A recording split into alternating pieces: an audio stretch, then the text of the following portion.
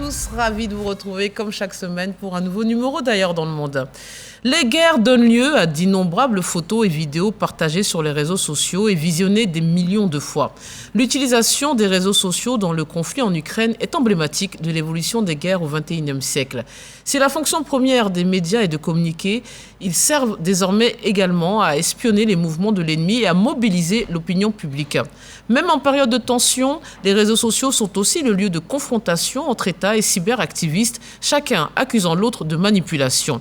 Alors quel est l'impact de cette viralité sur la guerre et les conflits? Les réseaux sociaux sont-ils devenus un nouveau champ de bataille? Pour en parler, je reçois Thomas Guessambi, éditorialiste. Bonjour et bienvenue.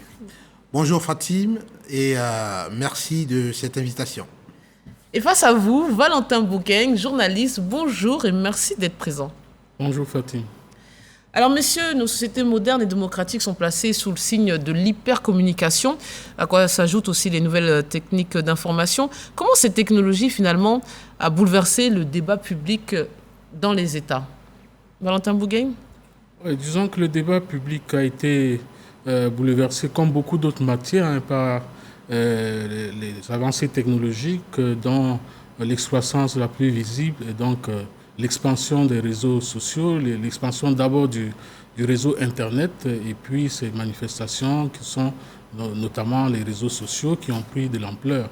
Et avec les réseaux sociaux, évidemment, le champ s'élargit davantage parce que leur première particularité, c'est déjà de traverser les frontières. Ce n'est pas des réseaux qui sont clos dans un espace national, eh bien, ce sont des réseaux qui débordent et donc leur maîtrise devient véritablement un enjeu stratégique, que ce soit pour les États, que ce soit pour les États, que ce soit même pour la conquête du pouvoir, comme on a pu le voir même dans des élections américaines. On va en parler, ce sera un de nos exemples. Finalement, c'est quoi? Ça a démocratisé le débat ou ça l'a démonétisé? C'est une valeur ajoutée ou une cacophonie? Non, ce que je dois dire, c'est que la communication, si vous voulez, le discours a toujours été un élément de gestion du pouvoir politique, de conquête du pouvoir politique d'abord, avant de sa gestion.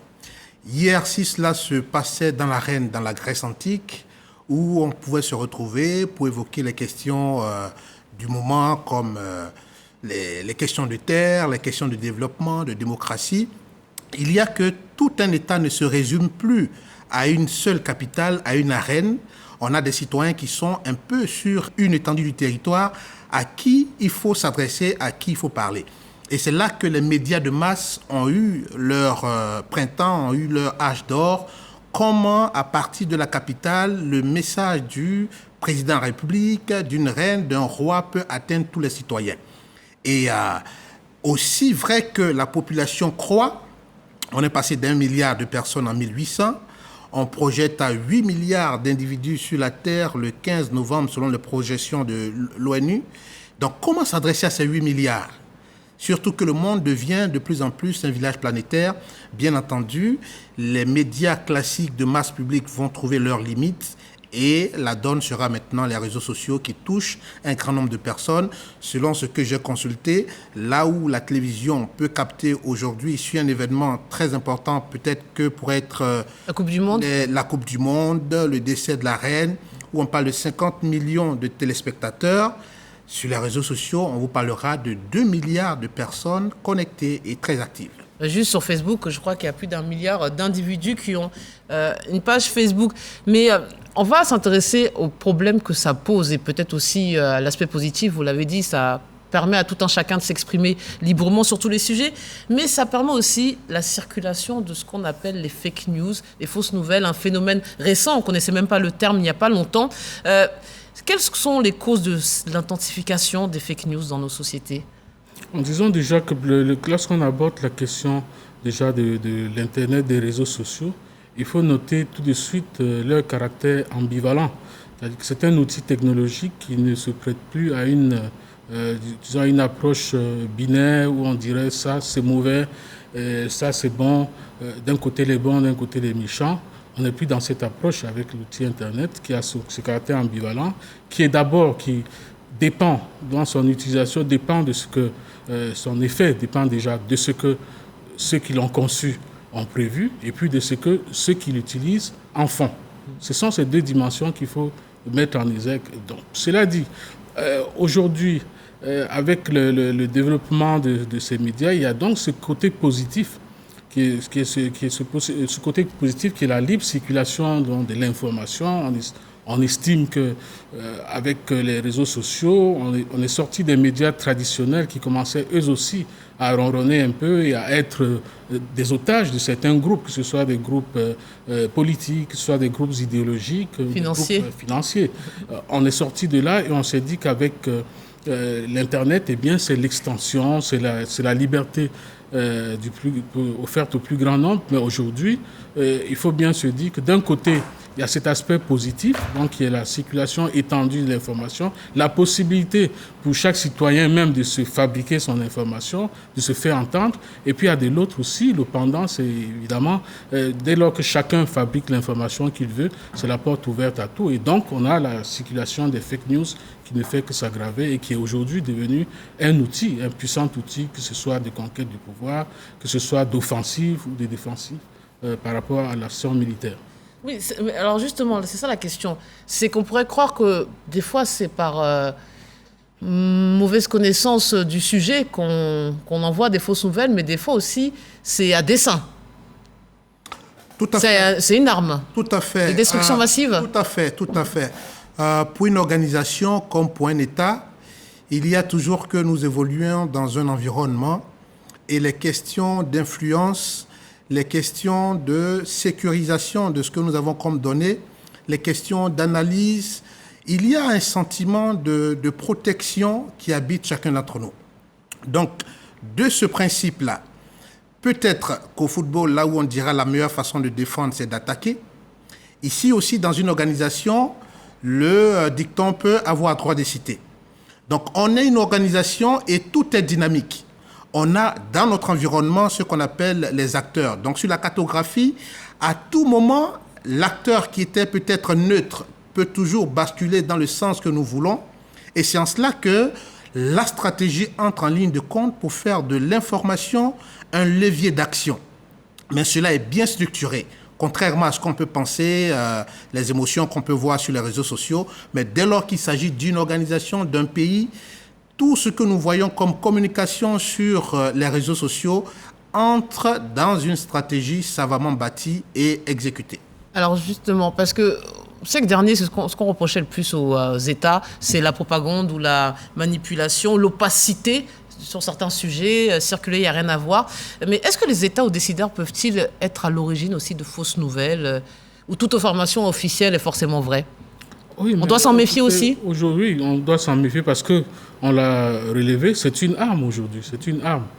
Internet, les réseaux sociaux, ce sont des nouvelles armes dans la sphère politique comme dans la sphère militaire. Lorsqu'on veut mobiliser davantage, vous savez très bien le rôle que joue l'adhésion des populations, l'adhésion des opinions publiques pour conduire une guerre ou même pour la gagner.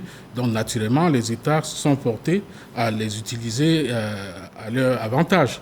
Et lorsqu'on dit qu'ils les utilisent à leur avantage, vous savez très bien l'adage selon lequel les États n'ont pas d'amis, ils n'ont que des intérêts. Eh bien, c'est pour défendre leurs intérêts. Et naturellement, pour défendre leurs intérêts, ils sont prêts à utiliser cette arme comme toute arme de guerre. Ouais, donc du coup, les informations qui circulent sont généralement très souvent des informations qui sont suscitées, c'est pas juste des épiphénomènes, ce sont des choses qui sont structurées. On structure le discours. C'est pensé. C'est pensé, c'est stratégique.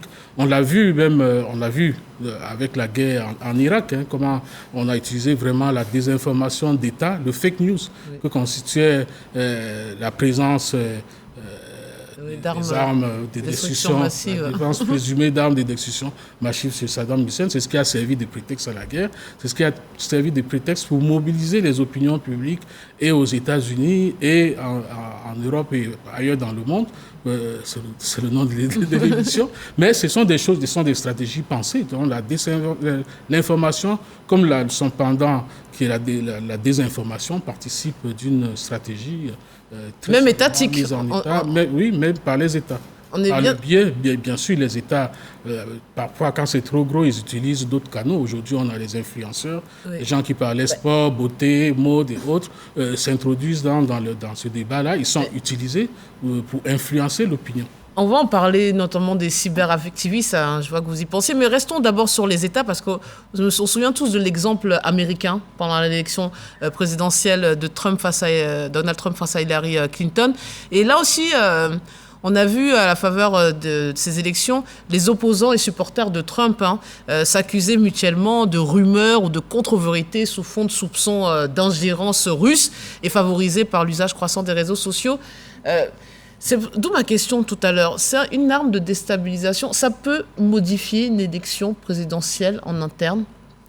Mais bien entendu, c'est ce que le stratège va qualifier de pis-aller dans l'art de la guerre. Là où on n'a pas une confrontation directe avec les missiles, on utilise ici la communication, la manipulation de l'information comme un pis-aller pour atteindre son objectif. Parce que le plus important, ce n'est pas deux adversaires qui se font face, mais dans une guerre, il y a toujours une notion d'alliance. Et la communication nous permet de défaire les alliances de celui qui est en face de nous. La communication nous permet naturellement de rallier à notre cause ceux qui ne l'étaient pas. Et comme je l'ai dit, les acteurs ici, sur cette cartographie de confrontation et de défense d'intérêt, ne sont pas statiques. Donc, ils évoluent en fonction des informations que nous leur donnons.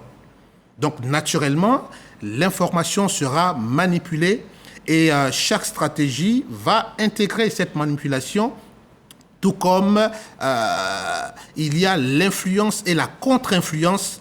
Donc, par ce qu'on a diffusé tout à l'heure, j'ai vu une de vos images où on voyait tout à l'heure, peut-être qu'on va y revenir, où on voyait une petite fille qui se braque devant un soldat. Qui c'est qui nous fait dire que c'est forcément une petite Ukrainienne face à un soldat russe? Il y a tous ces montages. Et comme Valentin et moi, nous sommes en train de le dire ici, tout est savamment préparé pour que la cible soit atteinte. Mais ici, dans le cas des États, ce que je dois dire, il y a le stratégiste, le penseur, mais il y a les vecteurs.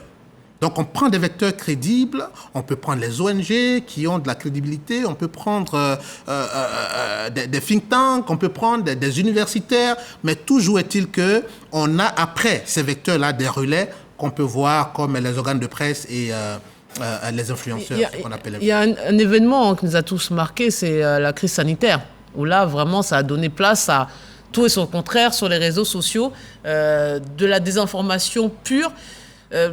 C'est vraiment un danger parce qu'on a vu le monde se diviser, s'opposer, malgré la voix officielle, la parole de l'État ou des personnalités étatiques. C'est ce qui était dit sur les réseaux sociaux qui était plus recherché, regardé que les médias classiques. Il faut dire que ça remplit un vide. Oui, ça remplit un vide et même ça participe d'une mutation en réalité. Ça participe d'une mutation dans le sens où, vous voyez, aujourd'hui, lorsqu'on regarde les affrontements sur Internet, ça répercute de façon quasi symétrique les divisions du monde actuel. Et les recompositions qui sont en train de se faire suivent pratiquement, les recompositions surtout, que ce soit dans l'univers médiatique, informationnel et autres, suivent également la division du monde entre des puissants technologiquement et les autres. Nous sommes dans ce cas de figure où, que ce soit ce qu'on appelle la sphère haute du cyberespace, c'est-à-dire la zone cognitive, tous les savoirs qui sont produits, il y a une forte fracture entre le nord, producteur de ces savoirs, et le reste du monde, le sud, et même dans la partie basse du cyberespace, qui est au niveau infrastructurel, les capacités physiques qu'ont les uns et les autres de pouvoir faire face aux attaques, à l'information, à la manipulation, à la désinformation. La crise sanitaire est venue mettre tout ceci en exergue. On a bien vu que le monde il y avait une forte défiance vis-à-vis donc de l'information officielle produite par les grands laboratoires, par les grands groupes qui, comme par hasard, proviennent tous du Nord. Une sorte de défiance naturelle à se dire non, mais ce discours, est-ce qu'il est vrai? Est-ce qu'il était vrai ou pas? C'est ça, les gens sont devenus de plus en plus sceptiques à la parole publique. Voilà. Et donc, c'est l'une des manifestations donc, de l'Internet, des réseaux sociaux, le fait que chacun puisse émettre une opinion, mettre en doute certains dits, certains discours, certaines pratiques, mieux que ne l'auraient fait des médias traditionnels qui, comme je le disais tout à l'heure, se sont englués dans des dépendances diverses. On va rester sur les cas qui nous intéressent actuellement. La guerre en Ukraine, le sentiment anti-français, les problèmes entre la France et le Mali, ce qui est passé au Burkina Faso. Déjà, ce qui est surprenant, c'est que dans tous ces dossiers, on nous parle des Russes. Alors, pourquoi ils ont cette si mauvaise réputation et ils sont toujours cités dans tous ces dossiers, même avec Donald Trump? C'est quoi? Sont les vestiges de l'ex-URSS, du KGB? D'où vient cette mauvaise réputation et ces suspicions vers la Russie dans tous les dossiers? Déjà, et puis, est-ce que c'est avéré? Oui, donc ça, c'est d'un point de vue peut-être de ceux qui peuvent reprouver tout ce qui est russe, mais je ne crois pas que ce soit tout le monde qui soit contre les Russes aussi. Parce que nous voyons chaque jour sur les réseaux sociaux. Ce que je dois dire, c'est que... Les Occidentaux. OK, autant pour moi. Ce que je dois dire, c'est que le dynamisme sur la scène mondiale se poursuit jusqu'à ce qu'on arrive à l'unipolarité dominée par les États-Unis. Et après la bipolarité, bien entendu, et aujourd'hui on parle de la multipolarité instable, parce qu'on ne sait vraiment plus où la puissance réside réellement. Donc dans cette confrontation, qui est-ce qui veut perdre forcément le privilège, la domination qu'il avait? Parlant bien entendu de l'Occident. Et on sait que dans la recomposition de cette bipolarité, il y a ce qu'on appelle le club de Shanghai, qui regroupe à la fois la Russie, la Chine, les pays d'Asie et l'Occident classique. Donc, si naturellement, de par sa géographie, de par sa densité, de par son histoire, on arrive à affaiblir, et parce que c'est à cela qu'on était arrivé pour que l'unipolarité ait droit de citer, si on arrive à affaiblir, comme je l'ai dit tout à l'heure, dans une guerre, il faut sans doute couper les amarres de ses alliés. Si on arrive à affaiblir un acteur majeur qu'est la Russie, il nous serait un peu plus facile de répercuter cette domination-là sur le reste du monde. Donc ici, le problème qui se pose, si nous sommes dans un univers francophone ou bien un univers occidental, là où on ne parle pas russe, là où on parle peut-être beaucoup plus français et anglais, mais nous allons analyser, nous allons percevoir, nous allons comprendre, nous allons forger nos opinions en fonction de ces deux langues que nous maîtrisons. Mais lorsque nous arrivons derrière le rideau que pourrait être l'Occident, le français, l'anglais, nous découvrons d'autres réalités qui n'ont rien à voir avec ce que nous avons seulement comme image, comme compréhension de la situation. Je veux dire quoi, cette vision caricaturale qu'on a souvent des Russes. Il faudrait qu'on avance. Vous voulez dire un mot sur oui, je voulais dire qu'en réalité, les accusations. C'est le prolongement de l'ancienne guerre Est-Ouest. Et aujourd'hui, après la chute du mur de Berlin, on est entré dans une phase de remise en cause de la superpuissance américaine. Naturellement, quelqu'un qui était superpuissant ne se laisse pas faire aussi facilement. Donc, d'où sa stratégie de diabolisation de ceux qui perçoivent comme des adversaires potentiels à sa puissance, que sont les Russes et les Chinois, notamment. Mais alors que les Américains, ils ont eu beaucoup d'accusations. On a les cas Snowden, Julian Assange, qui ont parlé d'une espèce d'espionnage géant, gigantesque des Américains. Et pourtant, ça n'a pas donné suite. Donc... Oui, mais j'évoquais tout à l'heure la fracture numérique qu'il y a aujourd'hui entre le Nord et le Sud. Fracture et au niveau cognitif.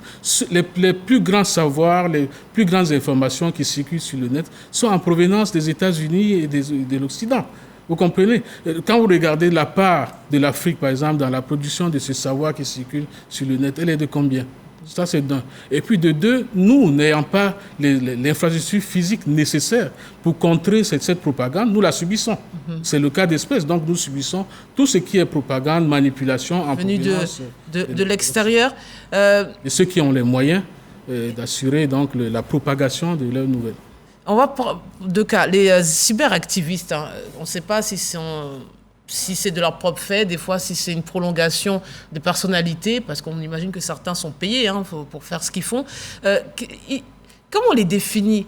Est-ce qu'ils participent aussi à leur manière à la démocratie ou au contraire, est-ce qu'ils sont vecteurs de démocratie ou au contraire, ils posent problème ? Parce qu'il y a aussi des lanceurs d'alerte dans les cyberactivistes. Oui, je pense que certains États ont mal géré la transition de l'ère de l'information à l'ère de la communication.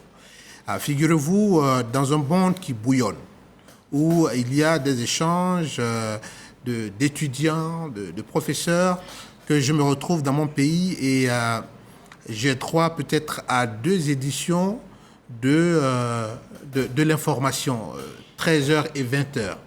Donc avant 13h, comment va le monde ? Jusqu'à 20h, comment va le monde ? Alors qu'on voyage, on va un peu partout. Sur l'Internet, on a le temps de savoir un peu ce qui se passe dans le monde. Donc bien entendu, ce bouillonnement-là va venir combler ce vide-là. Pour que nous ne soyons plus à l'ère de l'information où c'est le pouvoir qui diffuse les informations. Mais bien entendu, qu'elle l'a savamment et suffisamment préparé. Donc ici, on a parlé et on a réclamé la démocratisation des supports de la communication. Et je pense que les gouvernants, tous les États en tiennent compte aujourd'hui. Le président français, bien le président de nos États disent qu'ils prennent des informations aujourd'hui sur les réseaux sociaux. Donc ce que je dois dire, Valentin l'a dit, oui, bien entendu, je vais y arriver. Il y a le fabricant de la technologie et il y a l'usage qu'on en fait. Donc, bien entendu, dans l'usage, il y a des proportions. Donc, on a souvent des cyberactivistes qui viennent pour donner une autre voix, un autre son que ce que dit le pouvoir qui est en place. Dans ce Ce sont des anti-systèmes, des porte-voix d'une réalité. Mais il y en a de tout. Il y en a de tout sans être équilibriste. Ils viennent ici en tant qu'anti-système parce qu'il y en a qui sont des relais de combat des hommes politiques.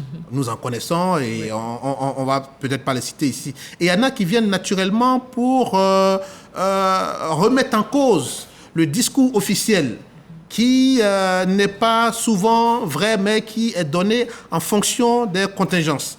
Donc, je pense qu'on peut les serrer parmi eux, ceux qui sont des relais, des combattants politiques, ceux qui sont là en tant qu'éclaireurs, éveilleurs naturellement, et ceux qui comblent... Mais comment on fait le distinguo entre les bons et les mauvais ? Parce que sinon, c'est selon ce qu'on pense chacun. Si la personne défend une cause qui me touche, je vais dire que c'est un bon cyberactiviste. Et si sa cause me dérange, je vais l'accuser de tous les noms. Internet, vous savez, c'est comme la face des Janus. C'est-à-dire capable du meilleur comme du pire. Vous avez des cyberactivistes, vous avez de tout dans cet univers. Vous avez des combattants solitaires, vous avez des lanceurs d'alerte, et puis vous avez des encagoulés, vous avez des relais, vous avez des vecteurs, et il y en a de tout. Tout simplement parce que les gens ont bien compris l'intérêt qu'ils peuvent puiser lorsqu'ils sont en face d'un influenceur qui, naturellement, est payé comme on paye d'autres dans des campagnes marketing pour faire passer un message.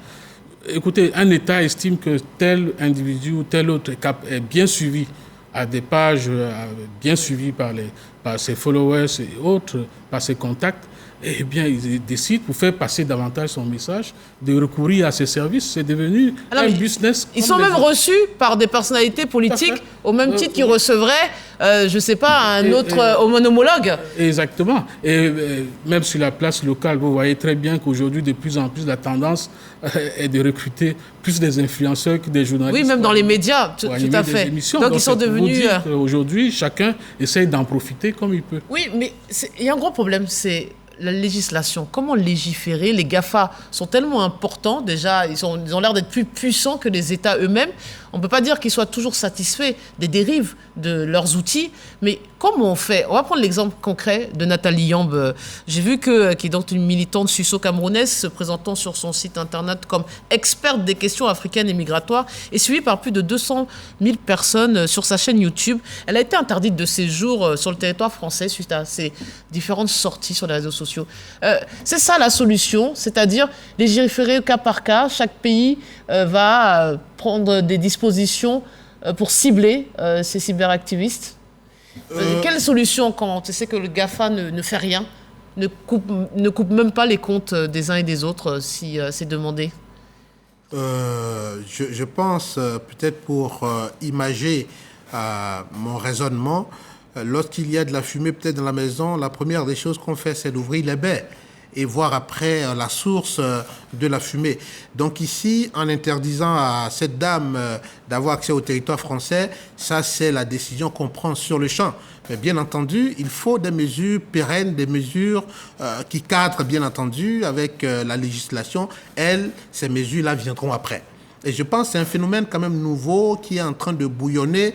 Les textes sur l'Internet, sur les réseaux sociaux, c'est maintenant que certains pays sont en train de les élaborer en fonction de certaines expériences. Mais pour le moment, je pense que c'est beaucoup plus de décisions de l'autorité de l'État que des textes réglementaires qui suivront après sans doute. Même en Côte d'Ivoire, c'est en discussion, mais est-ce que c'est efficace? Parce que même si elle reste en Suisse, elle peut en continuer. Voilà, je veux dire, c'est à la limite assez ridicule. Oui. Elle quitte la France, elle va en Suisse à côté. Et puis, de toute façon, on est dans le cyberespace. Il n'y a rien qui... Il n'y a pas de frontière. Il n'y a pas de frontière. Étant en Suisse, étant dans n'importe quel pays au Turkménistan, elle peut tout à fait communier avec les opinions publiques en France. Moi, je pense que c'est un fait que dans ce domaine, comme dans bien d'autres, les législations punitives ne suffisent pas. Ça peut peut-être permettre de se donner bonne conscience vis-à-vis de l'opinion à un moment ou à un autre, mais ça ne suffit pas, ça ne règle pas les problèmes de fond. Les problèmes de fond, aujourd'hui, on expulse la dame parce qu'elle a des opinions, je dis entre guillemets, anti-françaises, c'est à voir encore, anti-françaises entre guillemets. Et puis, sur le sol français, vous avez des gens qui utilisent Internet tous les jours pour appeler à la mobilisation pour le djihad et tout ça, et qui sont présents sur le territoire français. C'est pour ça que je dis à la limite, parfois, c'est ridicule. Allez, ça sera le mot de la fin. Messieurs, merci de votre participation. On se quitte sur cette citation. La manipulation est l'art de donner de la vérité au mensonge de Patrick Louis Richard. Merci de nous avoir suivis. Bonne suite des programmes sur RTI 1.